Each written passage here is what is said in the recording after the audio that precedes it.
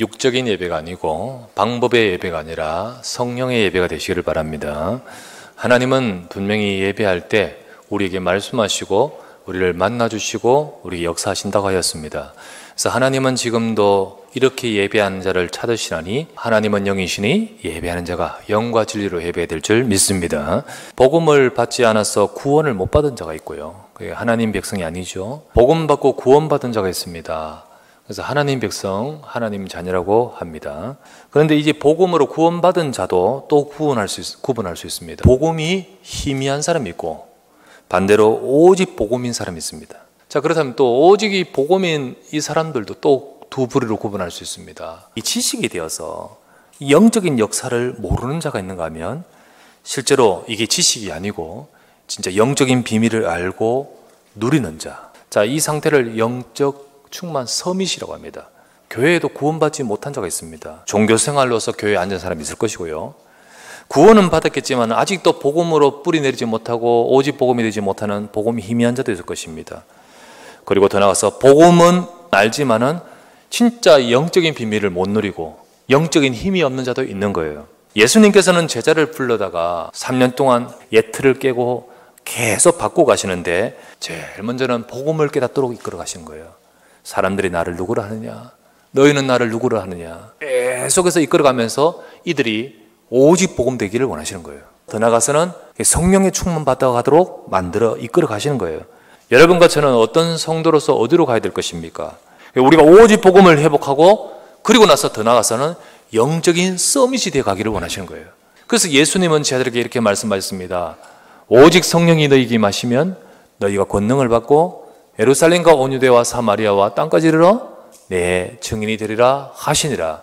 그렇다면 여러분과 저도 마찬가지입니다. 이 말씀을 통해서 우리는 하나님이 원하시는 자리에 가기를 원합니다. 그리고 성령의 충만함을 받은 제자가 되기를 원합니다.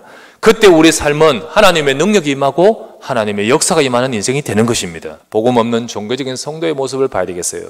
바울이 브리스길라 아굴라 부부를 에베소에 두고 예루살렘과 안디옥으로 돌아갔습니다. 그곳에서 얼마 있다가 다시 돌아오는 것이 3차 전도 여행 시작입니다.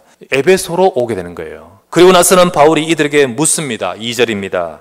너희가 믿을 때에 성령을 받았느냐? 이르되 아니라 우리는 성령이 계심도 듣지 못하였느라. 바로 이들은 얼마 전에 아볼로를 통해서 말씀받은 제자들입니다. 그런데 그 아볼로가 전한 메시지는 육신적 관점의 메시지라고 했습니다.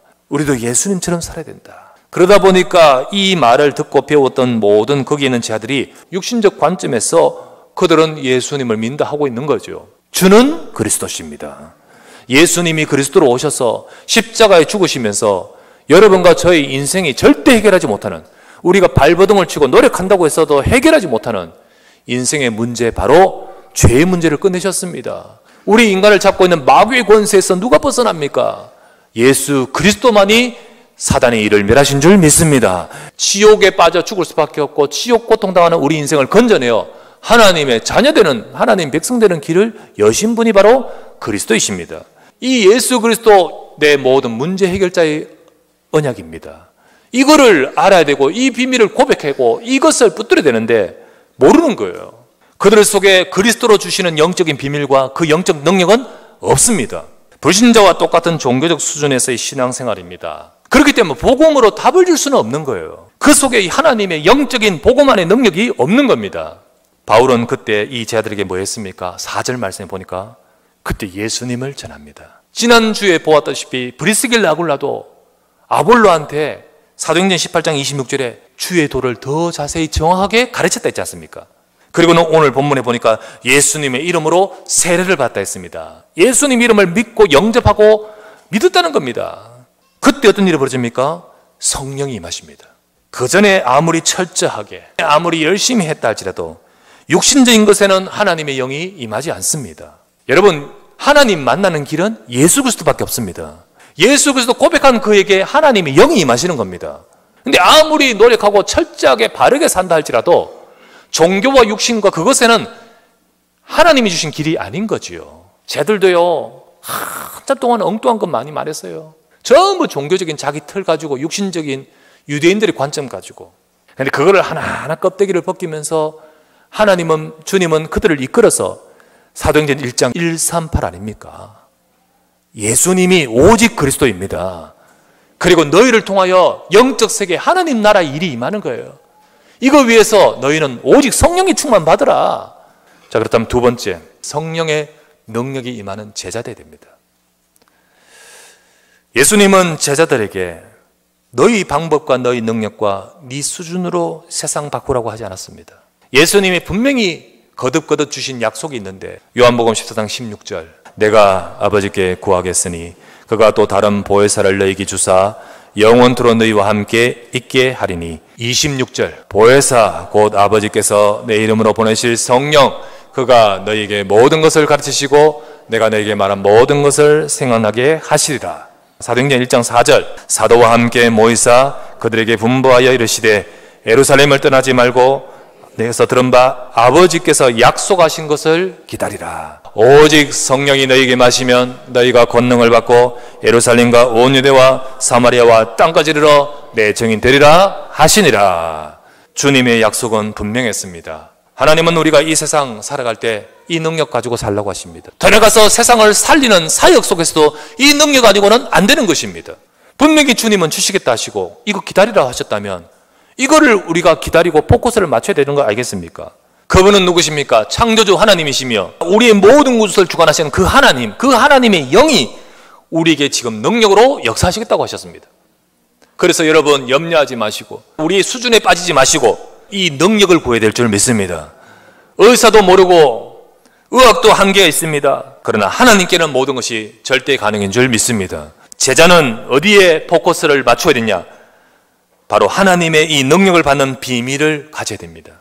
하나님은 제자들이 이 능력이 임하는 자리에 이르기를 원하셔서 이거 기다리라 하시며 여러분과 저에게 약속하신 것입니다. 제자는 하나님의 능력이 임한 사람입니다.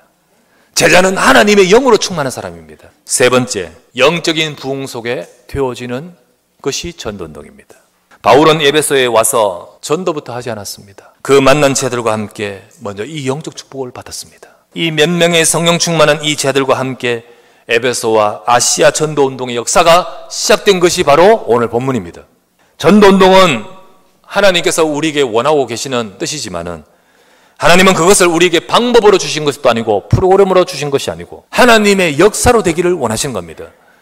300군데 말씀운동 방법으로 되는 것 아닙니다. 정말로 먼저는 우리에게 이것이 되도록 주여 우리에게 은혜와 성령으로 충만하게 하옵소서. 추수감사절 캠프 결국은 생명의 역사는 하나님이 하시는 겁니다. 품고 기도해야 되고 하나님이 역사하시도록 우리는 영적인 충만함을 받아야 됩니다.